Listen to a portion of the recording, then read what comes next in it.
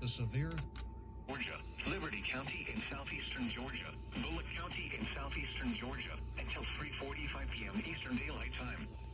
At 3:14 p.m. Eastern Daylight Time, a severe thunderstorm was located over Pembroke. Source, radar indicated. Impact, minor hail damage to vehicles is possible. Expect wind damage to trees and power lines. Locations impacted include Pembroke, Lanier, and Bay. This warning includes Interstate 16 between mile markers 131 and 139.